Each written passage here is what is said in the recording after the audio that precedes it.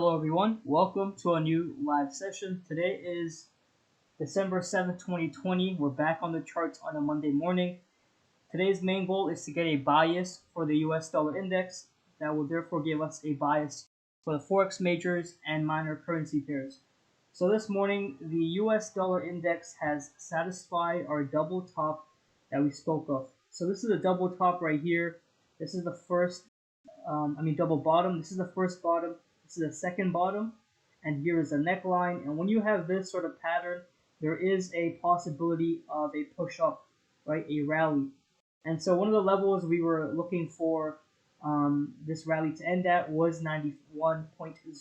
You can see price created the double bottom and pushed up, and now we're at that key point. Since then, we've sold off and rejected from this level as expected, and that just bodes well with our bearish bias for the US dollar index. We've been selling off for a few months now. If you look at the monthly time frame, you can see you go all the way back to November of 2020.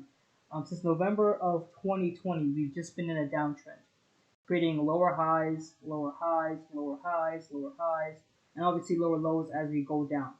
So the next target in mind is that low we made last week, which is this one right here, and that's at 90.51. That's where I think price will be headed, especially since we've gotten this rejection out of the way. So we had that double bottom play out, came to this key level, rejected it, and now we should head back down to 90.51. If you look at the long-term perspective, we have been bearish for quite some time. Here it is. So here's a long-term target for the dollar index. This low that we made back in 2018 in February, which is right near 88.76. So overall, price is bearish in the long term as well as the short term. I believe by the end of the day, or maybe by the end of tomorrow, we should reach that low we made last week, which is at 90.50, right around there. Nice simple level, 90.50. So if you want, you can go on your charts and just put two key levels for now, and that is going to be 90.50 and then 91.00. Okay, so if we do break above 91.00, we may have another rally back up to this previous high right here, and that may bring some dollar strength, and we may instead short the majors. If, however, we come back down to 90.50 and break that level, then we can look at possible shorts for the dollar and longs for the majors. Okay, last week's NFP unemployment numbers were mixed, where we had less jobs added than the forecast. So here's the actual result, here's the forecast. But unemployment dropped by 0.01% from 6.8% to 6.7%. So the fundamentals are mixed, but for the technical standpoint, we are in a downtrend. We are showing signs of creating lower highs, lower highs. Here are the lower lows we made last week. So it does make sense that we go on to make a new lower low. First thing we need to do is come back down to 90.50. So now that we have the majors, now that we have the dollar index understood and have a bias for it, we can go to the Forex majors. So one major that we've been focusing on for much of this month is EURUSD. So here's our long trade idea. We are still bullish on this pair. There will be moments where we go up, we pull back, we go back up, as the US dollar index starts to retrace a bit more. But for the most part, the technicals that made us take this long are still in play. We may get a pullback today before we shoot up again as the dollar index starts to turn bearish again. Now, if you look at the monthly time frame, you'll understand this trade idea in more clarity. So this candle right here, this blue one, represents this month's candle. We've only been 7 days into December, so it's not a true accurate representation of a monthly candle just yet. We have around 23 to 24 days till it closes. But if you look at the previous monthly candle, it's this one right here, a nice bullish candle that represents the price action in November. And so for the most part, we have a lot of bullish momentum to the upside, right?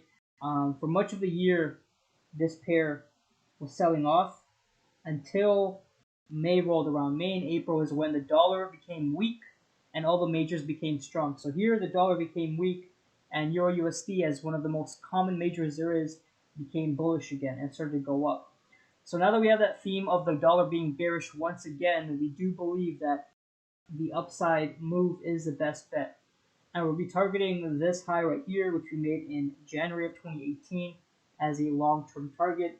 That's at 1.25500. So when you're entering a swing trade, the best thing to do is let the trade play out. You cannot trade it like an intraday trade where you're consistently managing the trade, looking at it, moving stop loss, adding positions. You just want to enter the trade and check on it every now and then, maybe once a day, and see how it's doing. So for the most part, the bullish momentum is still there.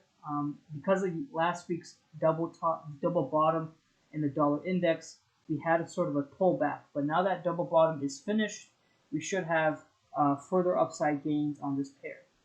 Now another pair that we've been eyeing for much of this month is also Aussie dollar. Now this looks ready to go.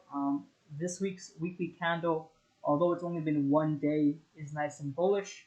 It's a nice bullish hammer right here.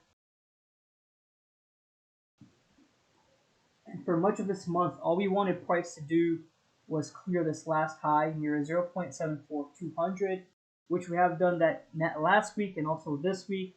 If you just look at the candles, the last three candles have all been hammers, which are the second most bullish candle you'll see.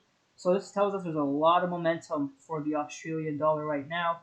And if you look at the long idea you're looking to take, it looks something like this. And when we're choosing our stop loss, I like to just go on the daily time frame and identify the last low we made. So since we're in an uptrend, we're making higher highs, higher lows, higher highs, higher lows, higher highs, higher lows, higher highs, and higher low. So usually I like to put my stop loss below the previous two lows. So this is the first low, and this is the second low. So our stop loss will be just a bit below that. And let's pull this here, like such. So in that case, if price does come to run some of these lows, for example this one, or even this one, we have enough breathing room to make sure price doesn't get us out of the trade before it inevitably goes back to the upside. So here we have a 2.3 R2R setup, pretty good. Usually the rule of thumb is anything above 1.8 deems a good setup. Obviously it depends if the stop loss makes sense. In this case, our stop loss does make sense because the lows are fairly close to each other and they're not far apart like this, for example. For example, a 1.11 R2R trade setup wouldn't be the best. I mean, if you're scalping, it may be, but for swing trading and intraday trading, anything greater than 1.8 is probably the best thing to do. So here we have the trade idea.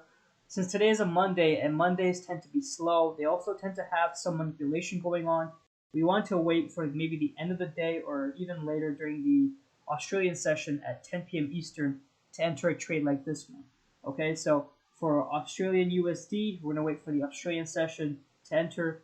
If things are the same or better, or as in more bullish, we will enter this trade with a nice swing target of 0.77400.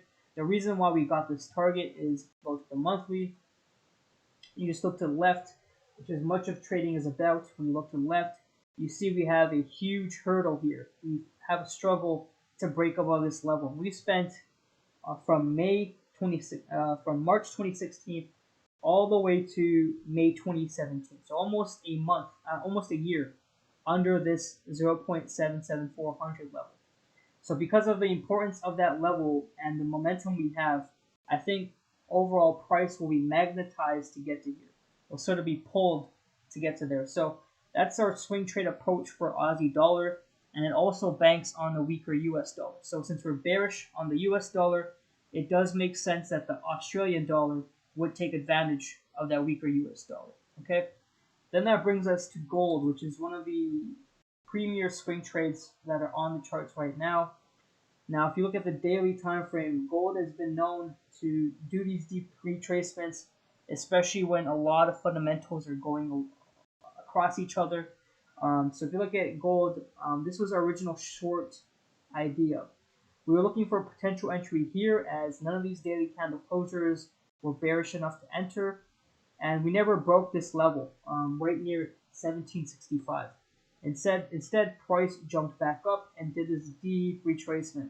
And so if you ever swing trade gold, you must be ready to hold some of these deeper retracements because that's just the nature of the commodity. There's a lot of vaccines coming out in this past month and even in this week with a lot of clinical trials. Some having great results, some are having bad results. Some countries are ready to roll them out as soon as next week. Some countries are starting to roll them out this week. So there's a lot of fundamental news that impacts gold. It's not like a typical Forex pair. Gold reacts not only to U.S. dollar weakness, but also to things like equities, things like pandemics, things like vaccine news, just overall chaos in the world. When there's chaos in the world, gold tends to do the best. When there is sort of peace and calm, when there's not too much going on, gold tends to go lower, and that usually relates to how the dollar is doing. So since right now the dollar is turning bearish, this is one of the main reasons why gold is pushing back to the upside. Okay, so we will reevaluate gold when it comes back down to this low, but it will take maybe a week or two for us to get back down there. So for now, the best thing we can do is just be patient, but the overall long-term bias is bearish. You can see we've had a huge sell-off from August all the way down, so it does make sense that we have some sort of retracement. But for gold, you typically want to, have 90% confidence in the way it goes, or if it's anything less than that, just sit on your hands. When we originally called that swing trade, we were 90% confident. That's why some profits were given. But now that we're at around 70% confident about where we're headed, we want to make sure we just sit on our hands because gold can be tricky, especially during this time and this month of the year, right where holidays are coming around. A lot of weird, funky things can happen, and gold is one of those pairs and commodities that you do not want to get stuck into, right?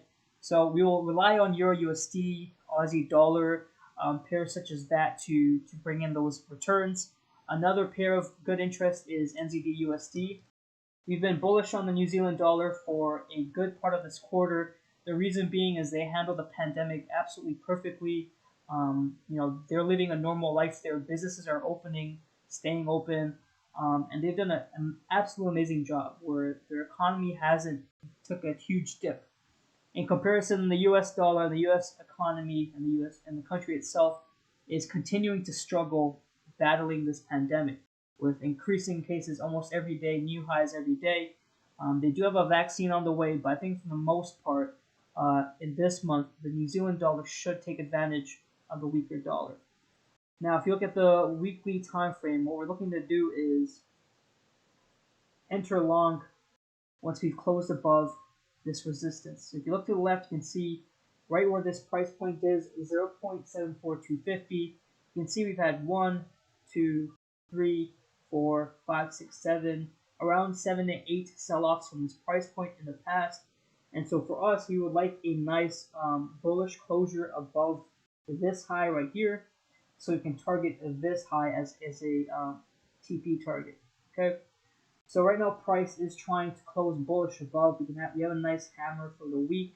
This weekly candle only represents Sunday and today, so not too much information. So we're gonna have to rely on the daily candle to enter this trade. You can see on the daily, price closed above this high, pulled back, and now we have a bullish hammer. So hopefully this bullish hammer leads to another push up, and we can enter along. So the NZD and the Australian dollar tend to pair well. When one goes up, so does the other. So once we have confirmation for this, I think Aussie dollar will continue to go higher, and we can take these three trades: Euro USD, Aussie dollar, and US, and Euro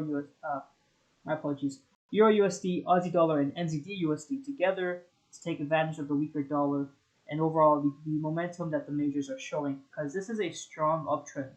You can notice the retracements, which means when you're in an uptrend, price will dip. It has to get a retracement. If you look at the size of the dips, they're not huge at all, right? I mean, you had 1 day of selling, and then we were back to buying. 1 minor day of selling, we're back to buying. 1 minor day of selling, we're back to buying. You rarely see like a retracement that's this deep, where price is almost going back down to the previous low.